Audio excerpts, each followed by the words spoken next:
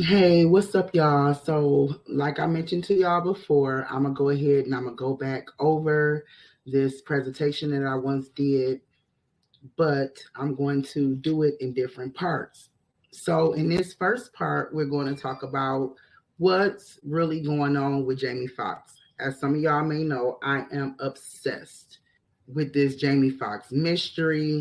I do believe it's something sinister going on behind the scenes, and they are not telling us everything. So I have been praying and meditating on this whole thing.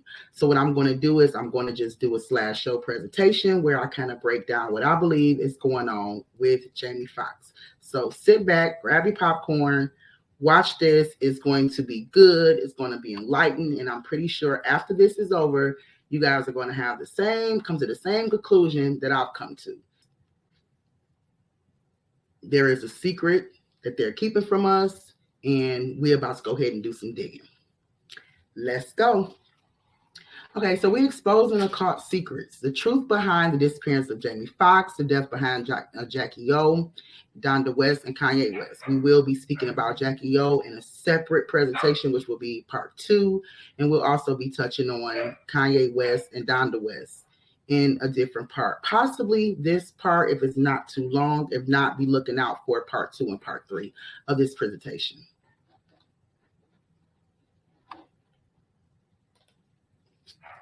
Tonight, we're going to do some deep diving into the occult world and exposing some hidden truths. We'll be identifying satanic rituals taking place, offerings, and sacrifices, the significance and meaning of numbers, the use of satanic calendar, and using information gathered from Wiccan context and using biblical texts.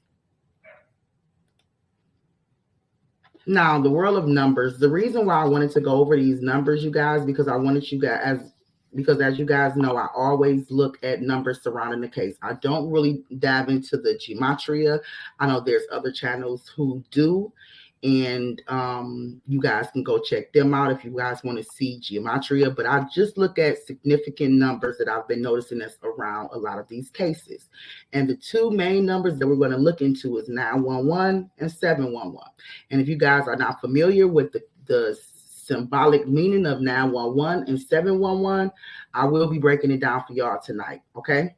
And I will be explaining to y'all the meaning of 911 and 711, and I'll be showing you guys how those particular numbers are attached to the Jamie Foxx case. Okay, so the world of numbers, the significance of numbers, first of all. Why are numbers important, Malika? Why do you always look for particular numbers surrounding cases? Well, numbers are used in physical and the spiritual world. In the natural, numbers are symbols or units that are a part of a calculating and counting system. But numbers also have a deeper symbolic meaning, which follows old age tradition and cultural beliefs, religion, and superstition.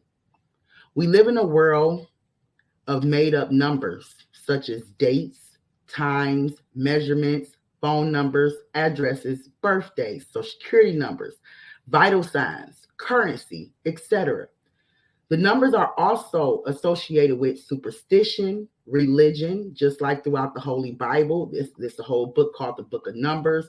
And y'all also know the popular numbers 666 and 144,000. So that's just showing you guys the significance of numbers.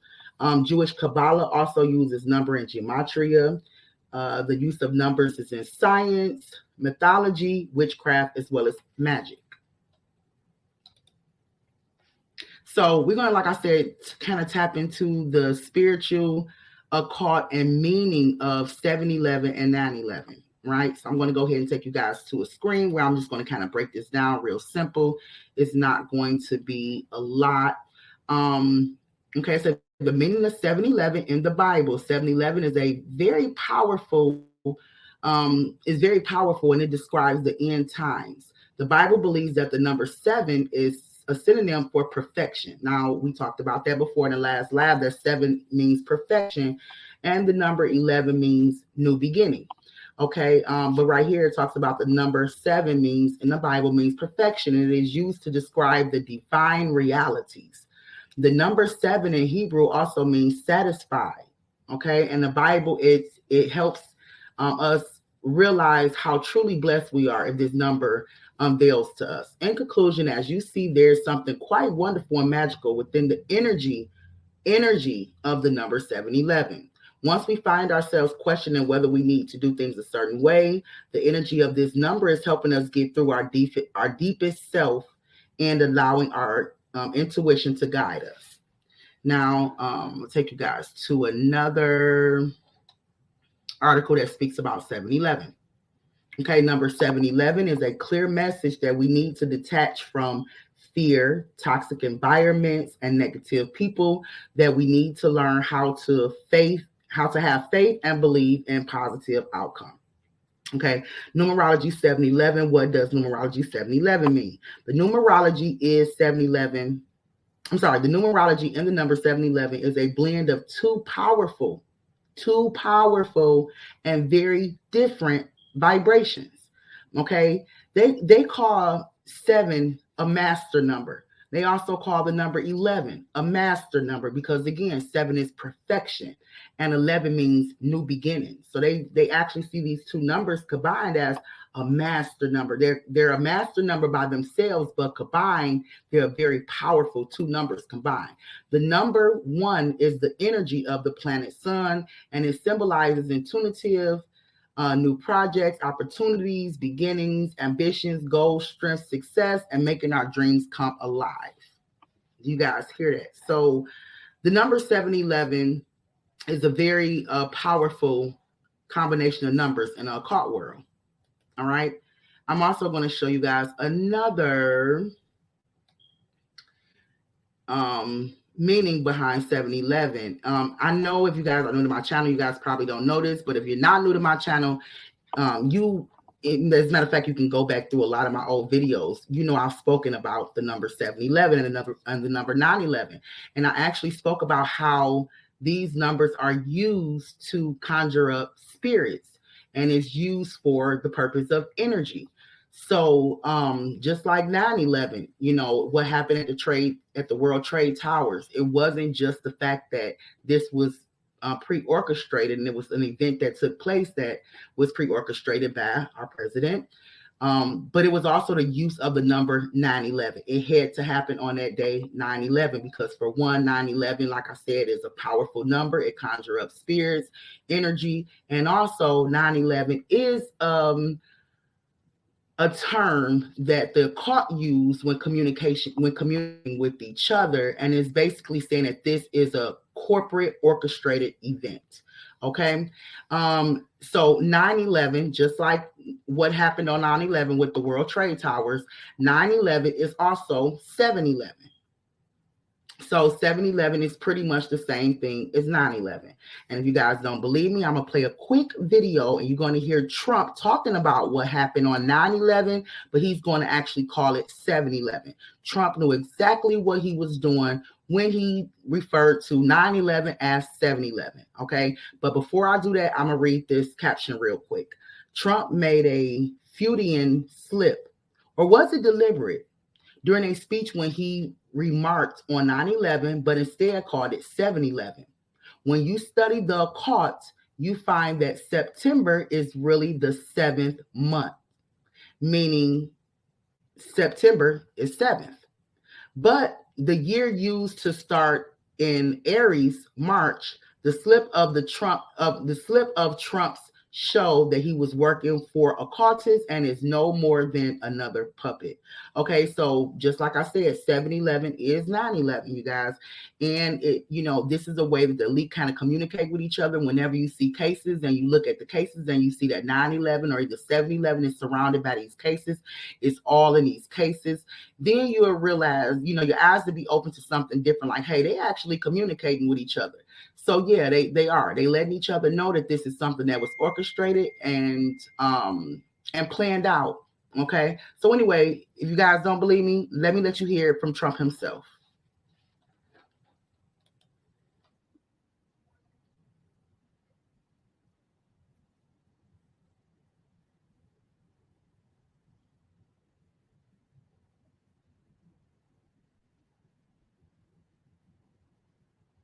Did you guys hear him? I'm gonna play it one more time for those that missed it. he actually referred to 9/11 as 7/11. And like I said, you guys can go to some of my old videos, even before this came out, which was November the 4th, 2018. I was actually speaking about 7/11 and 9/11.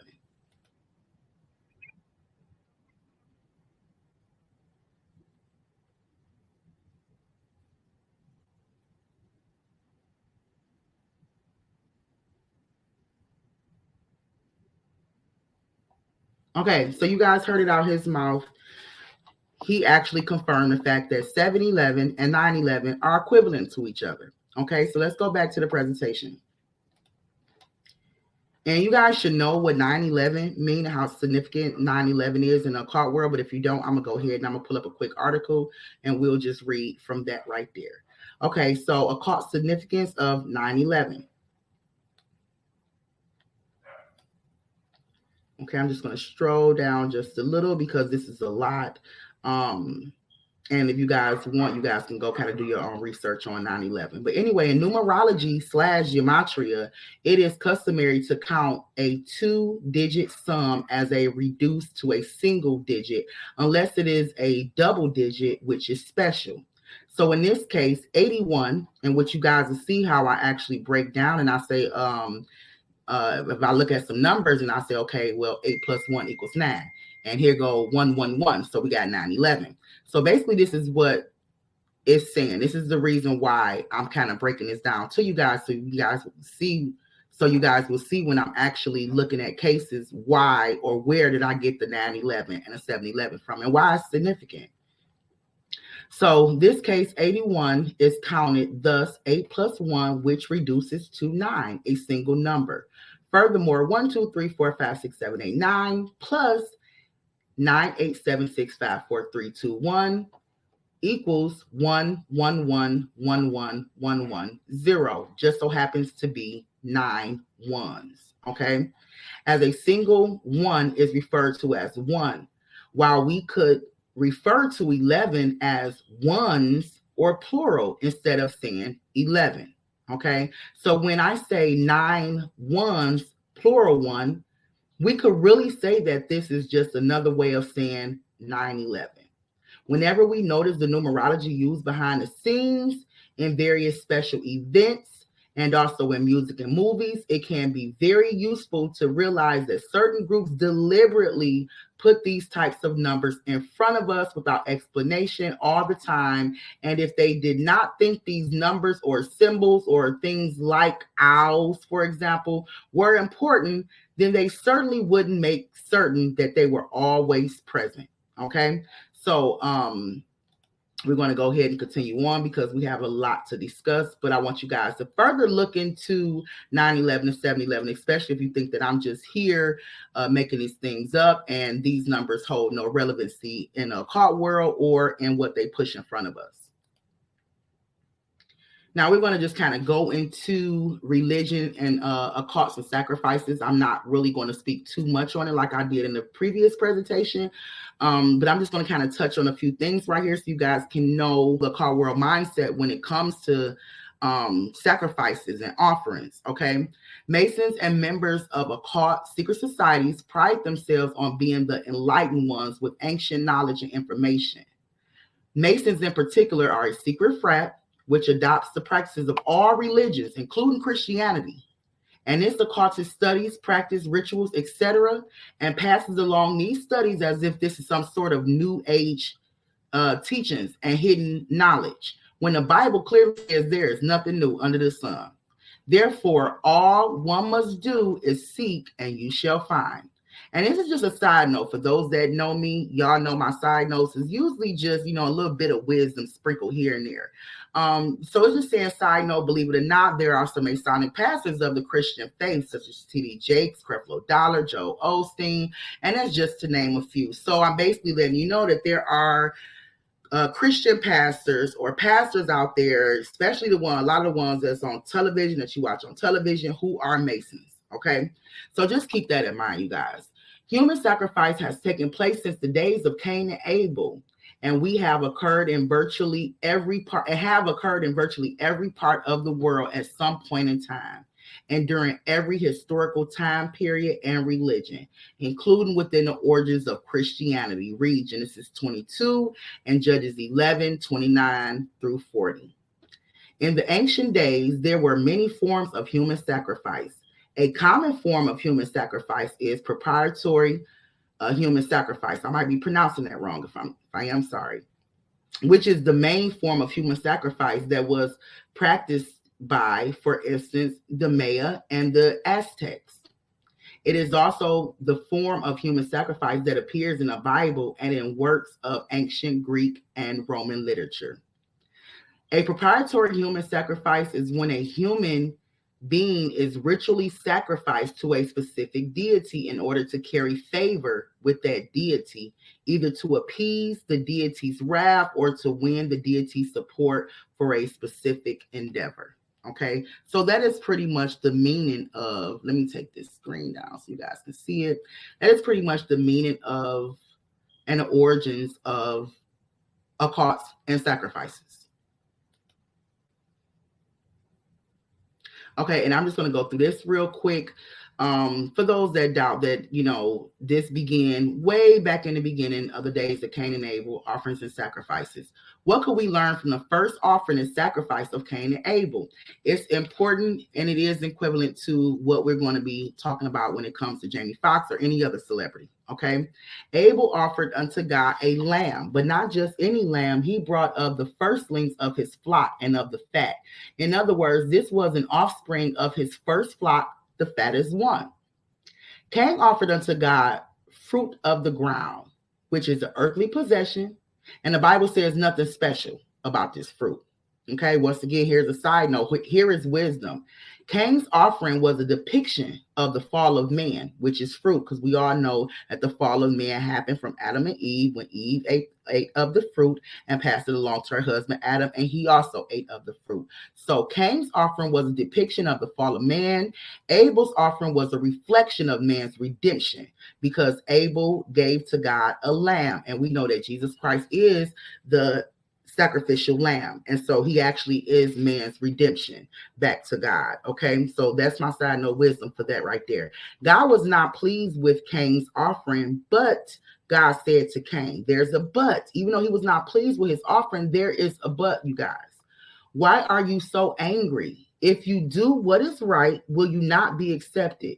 But if you do not do what is right, sin is crouching at your door, and it desires to have you, but you must rule over it. So here it is. God is telling, Cain that, why are you upset? You would be accepted as long as you just do what's right.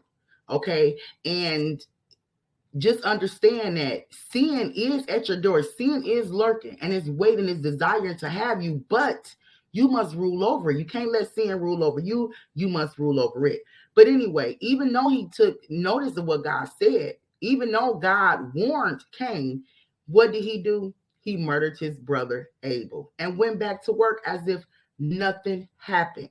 You guys, Cain knew nothing about murder at that time, other than the fact that he saw Abel slew an animal and that it was pleasing to God. He knew nothing about murder. Yet Cain was deceived into sacrificing his brother. This is the first sacrifice that we see. Cain sacrificed Abel. Okay, so I had to bring this up because, this still happening to this day. And a lot of times people will say, well, I don't believe such and such sacrificed their brother, such and such sacrificed their daughter, such and such sacrificed their nephew. However, this has been going on since the beginning of time. Sin, the serpent, was crouching at his door. Remember, God told him that sin is crouching at your door and it desires to have you. However, Cain gave up his brother Abel as a sacrifice. Who did he give his brother up as a sacrifice to? To sin, to Satan. Therefore, Cain was the first to offer a human sacrifice to Satan.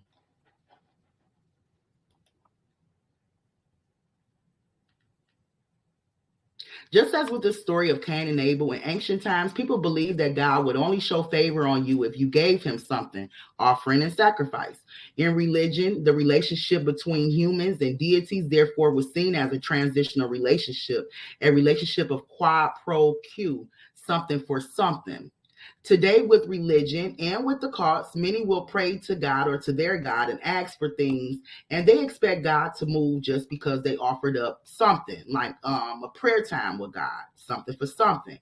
And like Cain, they will become angry and held and have their head held down if they do not get what they prayed for. This is an old, ancient, transactional relationship that do not supposed to apply to Christians today. Here is wisdom. A pure relationship with the one and only Most High God should not be transactional, and this word should be transactional, guys, and come with condition. A transactional relationship has now been replaced with unconditional love, with the unconditional loving relationship. Your faith in God is your offering. Your body and living in holiness is your sacrifice. God will give to you as he sees fit, which you will find in 3 John 1:2, where it reads, Beloved, I pray that you prosper in all things and be in good health, even as your soul prospers. So God wants you to prosper, but he wants you to prosper as your soul prospers. And not just because you gave something to him, so you expect something in return. Okay, so offerings and sacrifice in the world of occult, it still exists today. A relationship of quid pro quo, something for something. Man gives a supernatural deity an offering/sacrifice that is pleasing to him in exchange for atonement/blessings or blessings, which is normally materialistic things. Man's sacrifice must come from his own stock, animals, humans, family, and anyone who is signed to him or connected to him by blood relations, such as with secret societies, fraternities, sororities, and gangs. What do I mean by that? Just like with Cain and Abel, and like I said, this is what we can learn from the first offering and sacrifice that we saw in the Bible, Cain and Abel. Cain offered up his sacrifice to God. Abel offered up his sacrifice to God. And it was both of their sacrifices was something that was theirs, that belonged to them, something that was in their possession, something that belonged to them. So even in a occult world, okay, even in when you're dealing with sacrifice and offerings to some type of spiritual deity, man's sacrifice must come from his own stock. You can only offer up your animal. You can only offer up your family member. You can only offer up your friends or someone who is signed to you, because, you know, when someone is signed to you in a, let's say a record label, for an example, that is a contract, that is a covenant, that is an agreement. So they belong to you. They are part of you. That's why we have to be real careful with who you sign to. You got to be real careful with who you make covenants with, because they can't offer you up to their deity. Or somebody that's connected to you by blood. Like, let's just say, you know, back in the day, they used to prick their fingers and, you know, and blood will come out, and the other person will prick their fingers and blood will come out, and they'll smash their fingers together and they'll have like a blood type of covenant or a blood relationship. Well, you know, a blood connection now could just be through, you know, secret societies, alliances, fraternities, sororities, and gangs. Okay, because you took an oath. It's like a contract and agreement and alignment, so you can be offered up if you are a part of that organization. The greater the sacrifice, the greater the reward. The offering a human sacrifice was the ultimate sacrifice. So offering a human sacrifice over an animal or anything else, okay, is the ultimate sacrifice when it comes to the occult world. Is the absolute gold standard of sacrifices. An offering that's so rich that if you made one, the gods would be bound to show you favor for it. So if you wonder why, and you know, if people say that sacrifices is not real, why do you guys say that people offer up, you know, a person or offer up their family member? Y'all, I'm providing you with every single proof in the book. And I'm going back to the Bible where you can actually see that sacrifices is real. And it's something that have happened all throughout history in almost every single religion. Okay. The people chosen for ritual sacrifice were usually the ones deemed most valuable. Okay, so think about a lot of people that's been actually sacrificed. And I'm not going to give any names and throw names out there right now, but you just take your mind back to some people that you heard possibly, were sacrificed by somebody else. It's usually the most young one, is usually the most talented one, the one that's healthy, physically attractive. Those are the ones who are a better fit. The fitter and better looking the sacrificial victims were, the better. Only the best were suitable offerings for the gods. So the gods will bless you according to your sacrifice. Okay. And if you offered up someone that was extremely talented, someone that was extremely healthy, someone that was extremely young, physically fit, someone that maybe had a bright future and even a calling for God, the gods of these particular occults, their supernatural deity will offer you more favor and a bigger and better blessing.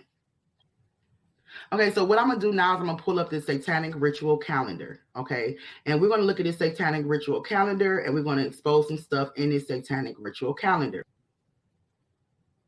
This is what I still use to this day when I want to figure out if this person was sacrificed, and if so, what type of sacrifice was it?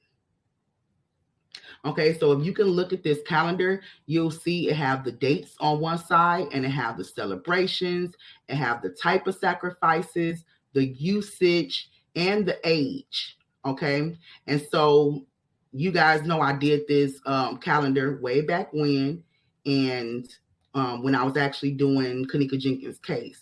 And just for an example, you guys, I'm gonna show you guys pretty much how it worked before we actually get off into everything. Okay, you guys can take a look right here. You guys know that I've been doing this for a while, since I've been looking into Kanika Jenkins' case, and this calendar right here was something that I looked at to kind of confirm my suspicion that Kanika Jenkins was the sacrificial lamb of Chicago. And so if you guys look, we know that if anybody had looked into the case of Kanika Jenkins, if y'all looked into her case, then y'all would know it was some hotel rooms that was purchased on the 6th by these same people that purchased the hotel rooms on the 7th. And so I always believe that the 6th through the 9th was when Kanika Jenkins was taken for ritual purpose and for a sacrifice. Okay, so right here we see on September the 7th, it was the marriage of the beast. Marriage of the beast. And we also see that it was a sacrifice. And it says dismembered, but it could be sacrifice, comma, dismembered. Okay. And it says infant up to 21 years of age, female. And we all know that Kanika Jenkins was a female and she was 19 years old. All right. And the meaning of the marriage of the beast is an indoctrination ceremony. So the meaning of the marriage to the beast is kind of like being indoctrinated to, or even promoted to another level. Okay. And if you guys have been following me based on her case, and you guys would know that I also pointed out the fact that a lot of her friends, a lot of people that participated in this sacrifice and in this ritual were ranked up in their current positions in their gangs. They were actually ranked up. So I do believe that she was set up. I will always say that I would stick by that. She was set up by the people around her, by her so-called quote unquote friends, for the purpose of them performing the marriage of the beast, which is the indoctrination ceremony, so they can all be ranked up in their field, and they can also be blessed behind it. Because remember, the better the sacrifice, the better the blessing. Okay, and we all know that Kanika Jenkins was a 19-year-old, so she would fit this age range right here. She was a beautiful female, healthy, physically fit. So she would actually qualify for this sacrifice. And on top of that, because of the type of woman she was, young lady she was, the greater the sacrifice, the greater the blessing. So this is just kind of me giving you guys a breakdown of this particular calendar and why I believe this particular calendar means a lot. All right. If you guys don't believe me, we're going to go down here a little bit more. And I also believe when it comes to Rapper Takeoff, I believe Rapper Takeoff was also a sacrifice. And a lot of people say, he didn't pass away on October the 31st because it was after 2:30 in the morning. It was actually November the 1st. But according to this satanic calendar, October the 31st and November the 1st is really the same thing. October the 31st is All Hallows Eve, which is Halloween night. It's a blood sacrifice. But if you also look at November the 1st, it is a Satanist high, which is a holy day related to Halloween. So whether it was October the 31st or November the 1st, both of these days are related to Halloween. This particular ritual calls for a blood sacrifice, a human sacrifice. You say human on the 31st, human also on the 1st. You can sacrifice an animal on the 31st, but the November the 1st did not ask for an animal or anything as such, or a sexual climax, some type of orgy, anything like that. It actually asks just for human sacrifice. And it says any age male. Okay, so this is the day that Quavo offered up takeoff, which is my belief. Don't come at me. And I'm not saying this stuff, the number speaks for itself. Another person that I wanted to run by you guys real fast is Shanquella Robinson. We all heard about Shanquella Robinson, what happened to her. And I also think that even though we have footage of her murder taking place, that this was also a sacrifice, but it was a sacrifice just as the rapper Takeoff. She passed away on October the 29th, was also related to Halloween, blood sacrifice, human sacrifice, any age, female. Okay, so you guys, this right here of me showing you this is the reason why I revert back to this. And you're going to see when I go off into the Jamie Foxx case, why I look at this calendar, and I'm going to tell you exactly what date he was sacrificed, what type of sacrifice it was, and you'll see the age and the type of person that has to be offered up. Okay, guys, so we're going to talk about Jamie Foxx, and we're going to dive into Jamie Foxx sudden medical complication. I know that a lot of people wondering, was Jamie Foxx set up? Was Jamie Foxx sacrificed? Was there a ritual that took place? Is he deceased? Is he a clone? I am going to answer all of those questions in this presentation. So you guys, like I said, sit back, grab your popcorn, get ready. Grab your snacks, whatever it is you need, a drink. We're not going to just fly through it. I want to make sure you guys understand everything that I'm putting out to you guys, because I'm not that YouTuber to just say, yeah, this person was sacrificed. Yeah, this person is a clone. I actually do presentations where I break it all the way down. You better ask somebody. Anyway, Jamie Foxx sudden medical complication. Jamie Foxx sacrifice and ritual. So sacrifice is disappearing date. Okay. Jamie Foxx disappeared possibly around Easter. Okay. And we say that because his daughter came out saying that he had medical complications around April 11th. So that's the date that we're using, April 11th. Okay. So as far as the sacrifice, I believe because this was around Easter, that this was a spring equinox. Okay. Which happens around March 20th through June 21st. Okay, and for that sacrifice, the usage and age is normally a human sacrifice, male adult. Satanic ritual. Now, it shouldn't say death month, it should actually say disappearing month. But like I said, I do believe that the old Jamie Foxx is gone. Okay, but like I said, I should have probably put in this slab right here the disappearance month and not death month. Okay, but anyway, so the ritual would have taken place in April, which is the 4th month. Okay. And as you guys see right here, I have a piece of article that shows that, on April 11th, that Korean Fox announces Jamie Foxx's medical complication. So we believe that his disappearing month or death month of Jamie Foxx will be 4. The day of the ritual will be 11. Okay. Let's add the dates up. 4/11/2023. So when you add the dates up, you have 4/11/2023, which is 4, 11, and 2023 is 7. So when you add these numbers up, you'll see that it's a 7/11 corporate type of ritual. Now, if you guys do not remember what that is, go back to the beginning of my video. That is the reason why I took that is the reason why I took some time out explaining the 7/11 ritual. Okay, so Malika, how did you get that number? Well, you can see the 7/11 right here. You can see the 7 and the 1 right there. There's your 7/11. However, you can say 7 plus 4 is 11, right? And you can say, so there's your 711, just a 7 and a 4. Okay, is your 711 right there. If you add the 2 to the 7, 7, 8, 9, you have the 9 plus 7 plus 4, which is 11. So you have 911. This right here is a 711 and 911 corporate ritual. Again, if you guys can't see it, 7 plus 4 is 11.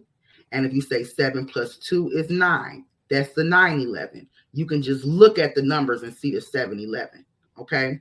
So, like I said, I believe that something tragic, something satanic happened to Jamie Foxx, and he was sacrificed, and there was a ritual performed in honor of Jamie Foxx.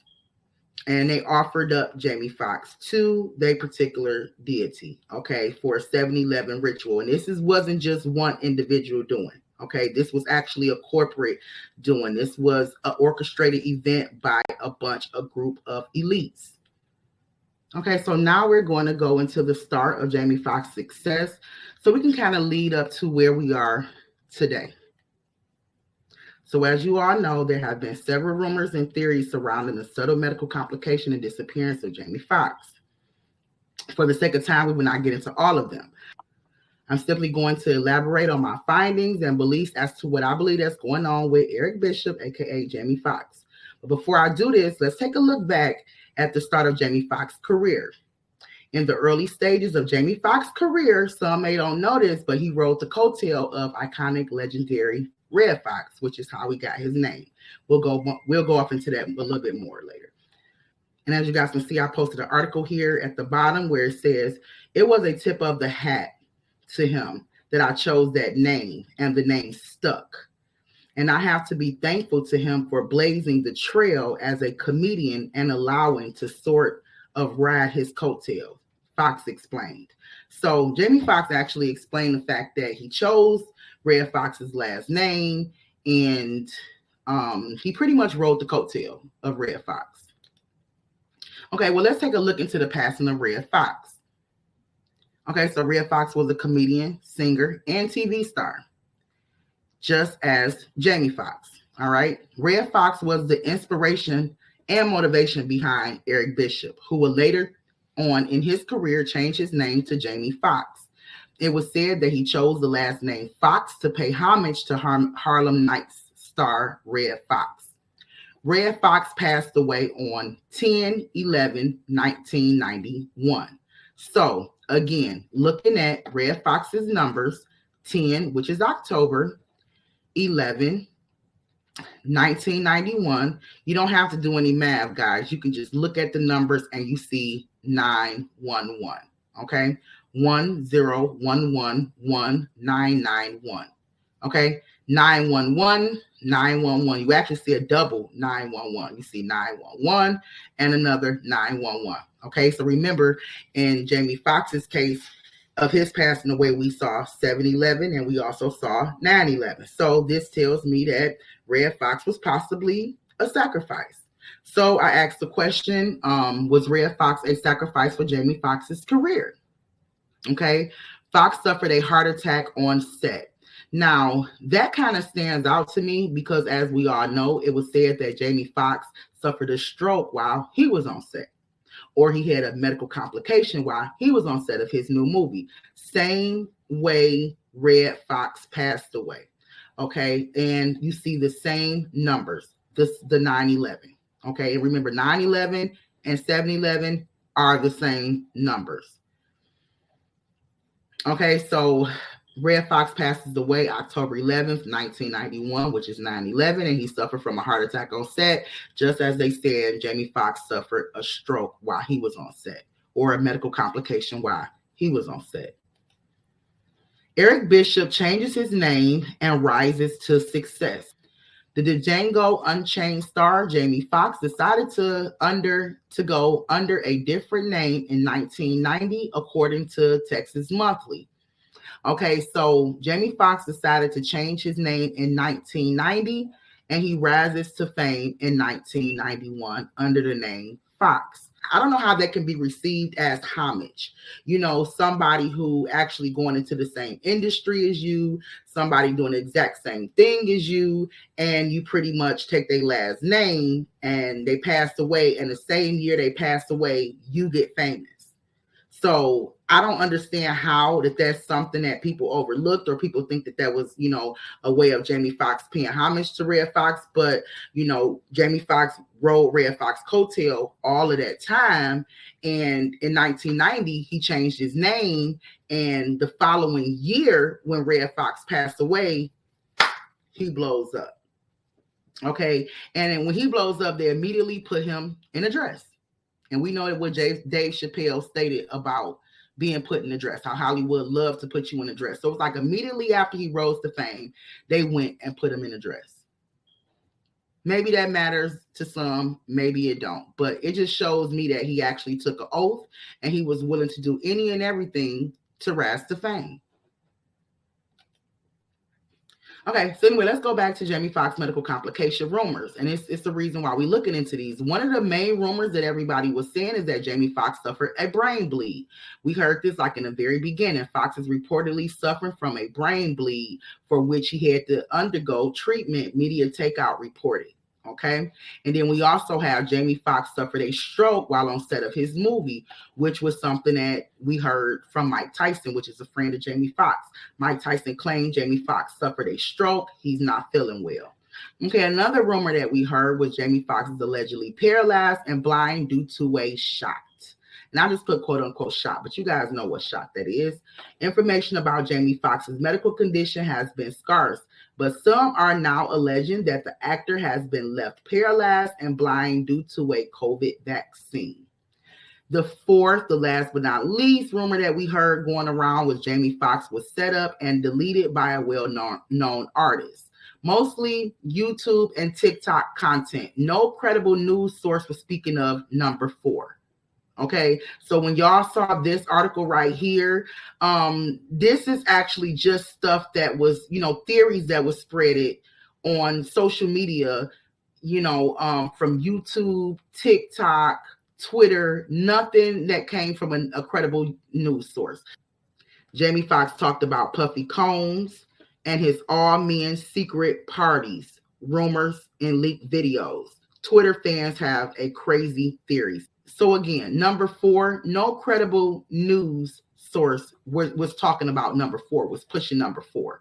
Okay, we saw news sources talking about 1, 2, and 3, but not number 4. Number 4 to me was nothing that I entertained.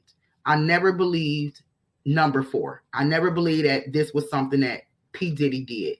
Not only because I didn't think that P. Diddy had enough power to take out Jamie Foxx, but also because looking at the numbers, judging by the numbers, this was something that was more of a corporate setting, a corporate ritual, a corporate doing, something that was orchestrated by a group of people, high-powered people, and not just one person. So I never believed the whole P. Diddy took Jamie Foxx out like everybody else was saying.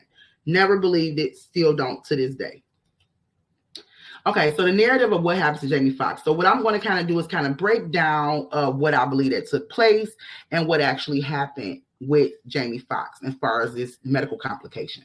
Okay, so as we don't know what happened in full details, we don't know. One can only speculate that the rumors that they heard hold some truth to it. So I believe that the rumors that we heard in 1, 2, 3 that came from different, credible news sources. Even we had Dr. Drew, which I'm kind of talk about too, that made the statement about him being blind and paralyzed. I believe that a lot of those theories actually held, and those rumors actually held some truth to it. Just not number 4. I never believed number 4. But anyway, but what we should know for certain is that whatever happened took place on the set of his new movie. Okay, I've always been a kind of person, like, if I'm looking into a case, where was you last seen and who was you last with? I believe he was set up by castmates, and this was pre-planned. There's so many stories about things that was going wrong on the set of that movie, such as Jamie's having a mental meltdown. Now, y'all know they kept saying that Jamie was having a mental meltdown. And the fact that there was tension between Jamie and Cameron Diaz, which almost caused her to walk off set. Now, we heard that this was supposed to be her big comeback film, but because of Jamie's mental meltdown and because of Jamie's temper and the tension that was going on between the two of them, that Cameron Diaz almost walked off set. Now, guys, this is the truth about what happened to Jamie Foxx. All right. We were told that his meltdown began when someone scammed Jamie out of money after purchasing a fake Rolex. Either way, none of it made sense. Now, this is the narrative that they tried to push, guys. Okay. I'm bringing y'all the narrative that they actually tried to push to us. Jamie Foxx was stressed out on set.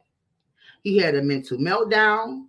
He even fired some of his staff, which I didn't put in here, but he even fired some of his staff, which was kind of like further elaborating on a mental meltdown.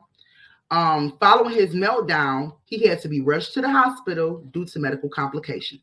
That's what they wanted us to believe. He was stressed out on set. He was having a mental meltdown. He was pretty much going crazy, and he had a mental meltdown. And he had medical complications, which one would assume would be a stroke due to all the stress, right? We even did a video in the beginning of all this happening. I said, well, if he had a mental meltdown on set, it's possible that he did have a stroke, even though he was young, even though he was healthy, it's possible. And he wasn't that young. He was 55 years old. I said, well, it was possible that he just could have had a stroke, especially if he was under a lot of stress on set. And this was before all the other theories came out. If this was the case, why wouldn't they just simply say that? That's what I had to ask myself. If Jamie Foxx just had a stroke on set, why carry the medical complication thing all the way to the end without telling the fans anything? Okay, why just call it medical complications rather than stroke? All right, I mean, because anybody can get sick, anybody can have a stroke, right? So why not just tell it how it is? Whenever they cover something up or they don't tell it how it is, I always feel like that's because they're hiding something. Anyway, right after the medical complications, you had the world saying, we praying for you, Jamie. You had his daughter saying, oh, he was out the hospital a while ago playing pickleball. He's doing just fine. But right after that, people were still saying, we praying for you, Jamie. We praying for you, Jamie. Get well soon. So of course, the world do not know what to believe, who to believe, or what was going on. So later you have the rumor come out that Jamie Foxx was paralyzed and blind due to a shot that he was forced to get while on set. So which one is it? Did he have a stroke? Is he fine? Is he still suffering? Do he still need prayers? Is he okay? Is he out? Is he playing pickleball? Or is he somewhere paralyzed and blind due to a shot? Like, what is really going on?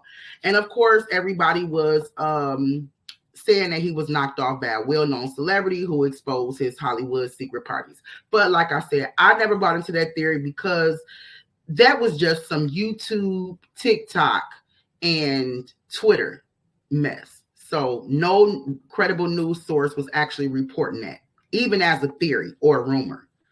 Okay, I believe that this was an orchestrated event by some powerful Hollywood elite players, those who were there on the set of that movie with him. This is what I believe happened to Jamie Foxx. I'm not going to say that this is 100% proof, but, based off of all the information that I gathered, based on my prayer and my meditation when it comes to this case and me just being knee deep into what happened to Jamie Foxx and trying to get answers from above, this is what I believe happened to Jamie Foxx. I might tweak this out a little bit because, from the time I did this presentation up until now, I think I got just a little bit more clarity on it. But I'm going to go ahead and read you guys what I wrote down. I do believe that there was tension on the set. I believe there was so much tension on the set that Jamie and Cameron Diaz wanted to walk off, both of them. Okay. What caused the tension? I do not know. However, notice Cameron Diaz never issued a public get well soon statement to Jamie Foxx. So I believe whatever happened between Cameron Diaz and Jamie Foxx, she was bitter about it. She was really angry, really upset, and still bitter about it, even after these quote unquote medical complications took place, because she never offered a get well soon, Jamie, post. So that was just weird to me, right? She acted as if she hadn't heard the news or simply didn't care. Maybe because she already knew the truth, y'all.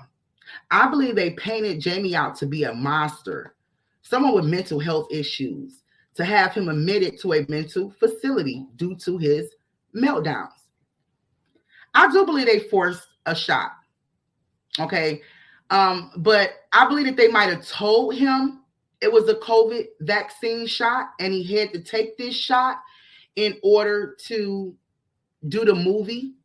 I believe that that was, his thought, his mindset. He probably did not want to do a COVID vaccine shot. He probably argued back and forth with them, like, I'm not taking another shot. I'm not taking a COVID shot. I'm not doing it. We know that Jamie Foxx had COVID in the past. So I'm thinking that maybe he went on and gave in and said, okay, if I have to do it in order to complete this movie, to get this film out the way, I'll go ahead and do it. However, I believe that shot they gave him was not a vaccine shot. I believe it was a shot to possibly keep him calm while on set, with the idea of transporting him to a mental facility. Because think about it, Jamie Foxx was not getting along with nobody on set, especially the leading lady of that movie. He was not getting along with nobody. He was firing, so they say, he was firing people. He was having tantrums. He was having a quote unquote mental meltdown. So I believe that they did force him to take a shot with the idea that the shot that I'm giving you is a vaccine shot. But I believe that the shot they gave him was something else, you guys. I believe it was something else. Okay. And I definitely believe that they were planning on getting him out of there. Now, I don't know if they was planning on, unaliving him right in that moment. But I do believe that they was planning on getting rid of him, possibly transporting him to a medical facility, because normally when they say a celebrity had mental meltdown, after mental meltdown, then what comes next? A mental facility. And if any Hollywood celebrity acts out against the elite, they are quick to put them under sedation and hypnosis with their MK Ultra techniques, as they have done in the past with Kanye West, Britney Spears, and many others. But whatever they gave Jamie caused a reverse reaction, or some type of reaction where possibly, caused him to have a stroke, bleeding in the brain, could cause him to be paralyzed, could cause him to be blind, or what they call medical complications, but maybe too many medical complications to name. All right. And he had to be transported to a hospital. The rumor about Jamie Foxx being paralyzed and blind by a shot, I believe holds some truth. I just don't believe it was what he thought it was, or it was what they told his family it was, possibly a COVID, shot. But I definitely believe they gave him something, but it wasn't what everybody thought it was. Okay. I believe it do hold some truth, or else Dr. Drew, this credible person, I don't believe he would have put that information in that interview out there if he didn't believe it held some type of truth to it. And also, there was a cardiologist by the name of Peter who made a post about Jamie saying, hoping you stay strong the entire time. And you know what I'm talking about. So Peter did a podcast. And when he was asked about Jamie Foxx's condition, he stated, well, Jamie needs to come out and tell the world the truth. Okay, if you guys don't remember that, go look it up on Twitter. He clearly lets us know that he knows something. But rather than him telling us information, he'd rather it come from Jamie and his family. Needless to say, Jamie's team quickly posted a statement to all the blogs to refute this information. They never refuted all the rumors that was said about P. Diddy deleting Jamie. They didn't refute that. Why is that? Maybe because that information they knew was far from the truth and nothing more than a silly theory and a public distraction. But when it comes to the doctor and the Dr. Drew interview, they were quick to dismiss this claim, which I believe was the hidden truth that they did not want the world to know. So I do believe that, a lot of those stuff that we was hearing about him having a stroke, about him possibly being blind, paralyzed, blood brain, I do believe that all that stuff was true. All of it. And it came from a particular shot that they forced him to have. Interesting facts that aligns with Jamie Foxx's rumored condition. Now, I just found this really interesting, you guys. Jamie Foxx not only suffered medical complications on set like his mentor, Redd Foxx, but he also allegedly went blind, just like the role he played in Ray Charles. It was also said that Jamie Foxx had a brain hemorrhage, just as the Django, who he played in the Lifetime the Django Unchained. Though we cannot be certain exactly what happened to Mr. Jamie Foxx, one thing's for certain, that whatever happened to him is being covered up by the family and the mainstream media, such as TMZ. Is Jamie Foxx' new Netflix movie, They Clone Tyrone, a hidden message from the elites? And Jamie actually had a message to his fans in one of his IG posts where he said they did not clone me, but they did clone Tyrone. And I believe he's actually, whoever posted this is actually speaking about the movie, because as you can see, Jamie Foxx is right here in the movie. And I'm assuming that this is Tyrone. It's like 5 Tyrones and then it's Jamie Foxx. Okay. So I can understand why he would write this caption. They didn't clone me, they cloned Tyrone or whoever is behind his Facebook page. I can understand why they wrote that caption. However, fans is not buying the fact that he is not cloned. People believe that Jamie Foxx himself is already gone, including myself, believe that Jamie Foxx is already gone and he have been cloned. These are the recent Jamie Foxx sightings. As you guys saw recently, right? We have him right here playing golf. We have him right here on the yacht. This was actually the first one. Then we have him right here, giving helping a fan with her bags, her lost luggage. Then we have him right here playing pickleball. Okay, and I just want to point out the fact that these right here, have the low cut Jamie haircut. This one right here is bald. You have a bald Jamie Foxx. And then right here you have a hat on. But these are the recent Jamie Foxx sightings that I really kind of want to dive into, and we want to talk about whether or not we believe that Jamie Foxx is cloned and why. And as I said before, I do believe that Jamie Foxx has already been deleted. He's already out of here. I believe a ritual took place, a corporate ritual. I believe that he was sacrificed and he was given over. And not because he would have made the perfect sacrifice, but because something happened to where they had no choice but to go ahead and end him. We still need to do something with this body. We still going to do, a corporate ritual behind the sacrifice, because we offered him up and we made the sacrifice when we gave him whatever it is we gave him. We still have to do a corporate ritual that will conjure up certain energy from this particular being.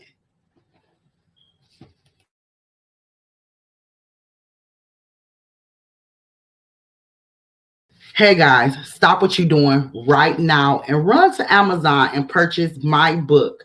Comes in Kindle ebook as well as paperback. Made to Manifest.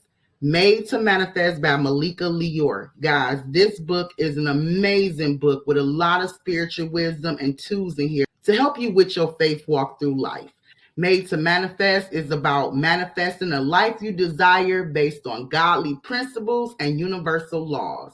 Again, it can be purchased right now on Kindle for $5.41. Go ahead and make that purchase, you guys. You will not regret it.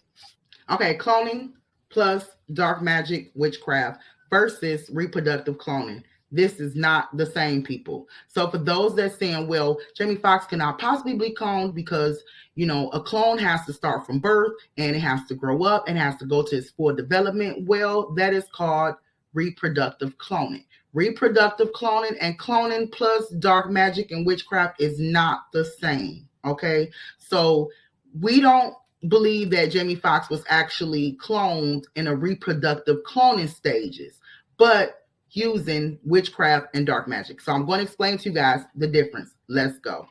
Human reproductive cloning. Okay, so the meaning of human reproductive cloning, according to Wikipedia, there are 2 commonly discussed types of human clones. One is therapeutic cloning and the other one is reproductive cloning. Therapeutic cloning would involve cloning cells from a human for use in medicine and transplants. Reproductive cloning would involve making an entire cloned human instead of just specific cells or tissue. The process, the 2 methods are used to make live-born mammalian clones. Both require implantation of an embryo in a uterus and then a normal period of gestation and birth. One method, cloning, uses somatic cell nuclear transfer. This procedure starts with the removal of the chromosomes from an egg to create a nucleated egg. The chromosomes are placed with a nucleus taken from a somatic body cell of the individual embryo to be cloned. The second method is cloning by embryo splitting.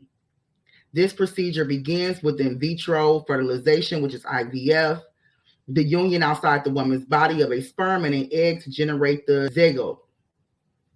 The zygote from here onwards are also called the embryo, which divides into two and then four identical cells. At this stage, the cells can be separated and allowed to develop into separate but identical blastocysts, which can then be implanted in a uterus. This was the process used to generate the birth of Dolly the sheep. And I said, and Beyonce's twins. Don't kill me, because I know I'm on Beyonce's internet. After birth, the baby grows and develops over time just as a human baby. So the process of reproductive cloning would involve the embryo to actually be implanted in a uterus, and over time, it has to actually develop, okay, in the uterus, and the baby grows and develop over time, just like any other human baby. So, guys, this is the reason why people are saying that it's impossible for Jamie Foxx to be cloned, because, you know, cloning takes time, and he would have to have been cloned as a baby in order for him to have an actual clone walking around looking like him, talking like him, and such and such. The purpose of this particular cloning is for research and therapy. It gives the opportunity for reproduction, and fertile individuals or couples could have a child that is genetically related to them. Another possible use of reproductive cloning is to create a child that is a tissue match for a sick sibling. This type of reproductive cloning is done in a cloning lab performed by scientists, and it will later be done in fertility facilities. Okay, now this right here that we're going to go off into is some information that I got from a book and also from offline. It talks about cloning that's done by witchcraft and dark magic, and we're going to kind of just go through this real quick. I don't want to promote anything like that. I just want to use this information and these resources just to prove my point that, and there's also a different cloning process that can be done and that is done through witchcraft, dark magic, and technology. Let's go into it. Cloning was the process of creating an exact duplicate of a living being by replicating both their body and mind. There were several known ways of creating clones, also referred to as husks, each of which produce slightly different results. The husks are children-like in their desires to please and to take instructions. The creator imposes his will on them in that moment of their creation, but it only lasts for an infinite period of time. Then the husk's own will assert himself, and they are not so easily controlled. By the time emotions and free will emerge in the husk, its life cycle is almost finished. For a fleeting instant, they experience what it means to truly live, and then death proclaims them. The description. Clones differ in appearance, longevity, and consciousness, depending on the means in which they were created. One common characteristic among the various varieties of clones was that they all appeared nearly identical to the person of which they were copied. The process of cloning was often used to reserve the consciousness and essence in every soul of the recently deceased, specifically in cases where they could not be resurrected, such as in Jamie Foxx's case. If he was deceased and he could not be resurrected, that is what these people do. Some well-funded adventurers were known to commission clones as a form of insurance in case of an unexpected and horrific death accompanied by dismemberment or loss of their corpse. Wealthy and vain individuals sometimes use clones to retain their youthful appearances for years on end. They commission powerful wizards to create clones that age at a slower rate than natural-born individuals. The effects. The process of cloning could profoundly affect the psyche of both the target individual as well as the duplicate that was created. It was said that if a living person and their clone existed at the same time, one or each individual be afflicted with madness. Some methods of cloning did not allow for the transfer of spellcasters' abilities. Clones created by those means were readily, more identifiably as duplicates. Whenever it became apparent that they could not wield magic powers as expected, most certain spells that compelled individuals to actions such as geese, quest, automatically transferred from a person to their clone. Magic. There were several known ways to create a clone of a living person. The most well-known means were two distinctively different necromancy spells, clone and status clones. The spell clones allowed a spellcaster to create a perfect copy of an individual in body and mind, often to be used as a vessel for their consciousness in the case of their death. It could take up to 4 to 8 months for a clone made in this way to fully mature. Status clone on worked in similar manner with two key differences.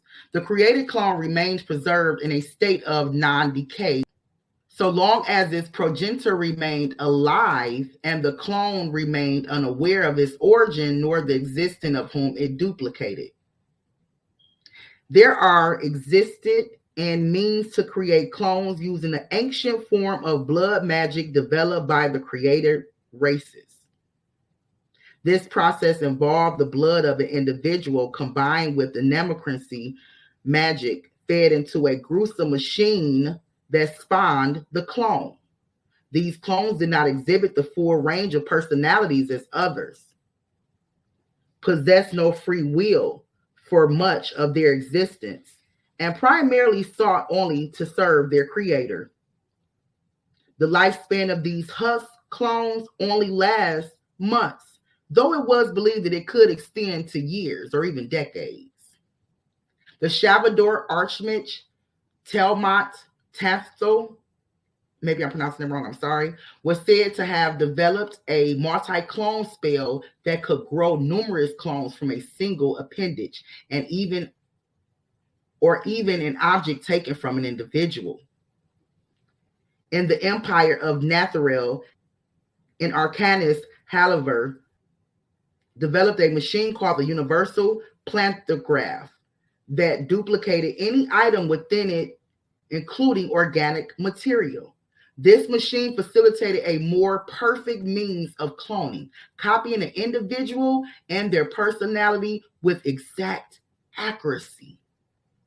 The device was unfortunately lost in ages. Centuries later, more powerful individuals developed more rudimentary means of non-magical cloning. And we're going to go down here. Ecology. Most societies across the realms enacted laws that granted clones inheritance of their progenitor's estate. They were given full legal benefits as were granted to any other living citizen.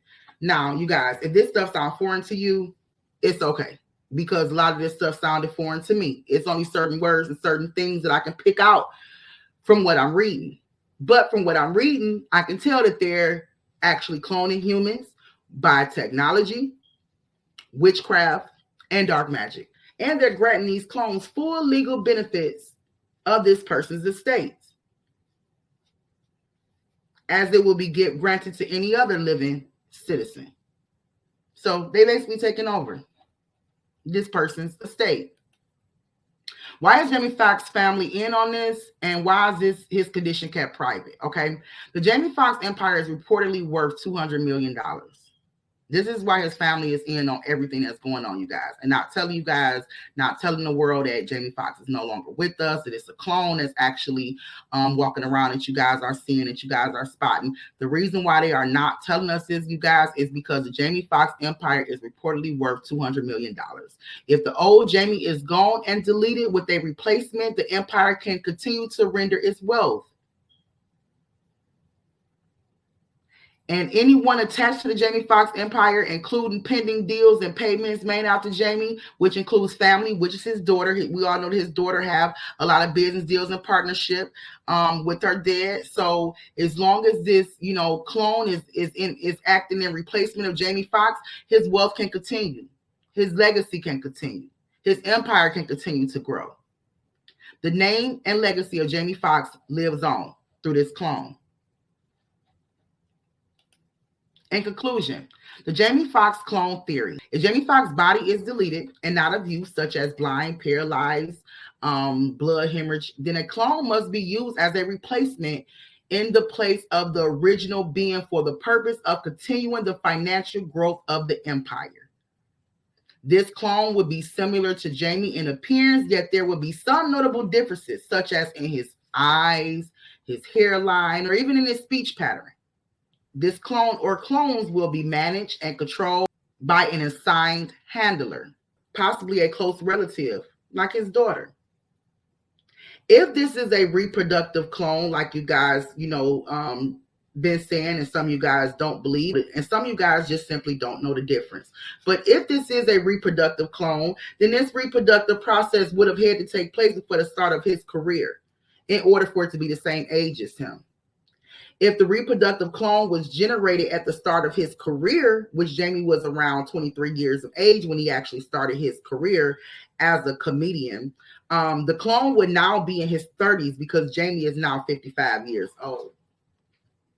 Okay, if this is a clone that was created through witchcraft and magic, which is what I believe, it only takes a few months to achieve.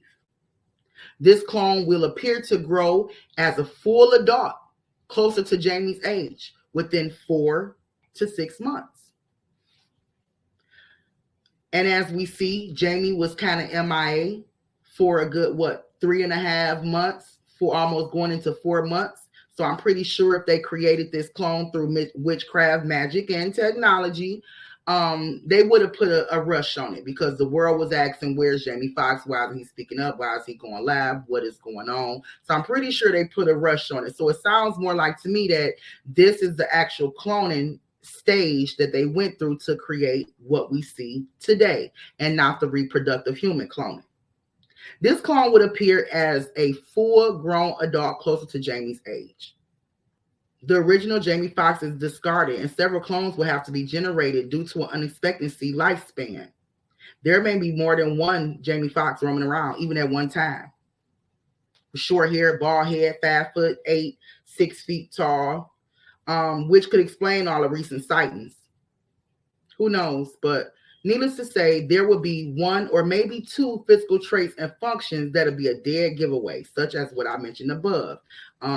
Eyes, hairline, and of course, his speech pattern, which is the reason why this person is probably not speaking out to everybody right now. So they maybe perfect that speech pattern, which is probably why we haven't yet to see him on live or hear him speak. So this is going to conclude my part 1, you guys. I'm going to go ahead and end this here, and I'll go ahead and drop a part 2 where I'm actually speaking about MK Ultra and what was done to Kanye West and why wasn't Kanye West knocked off and cloned. If you're not subscribed to this channel, make sure you subscribe to my channel and hit the notification bell so you don't miss next time I go live or drop some fresh content.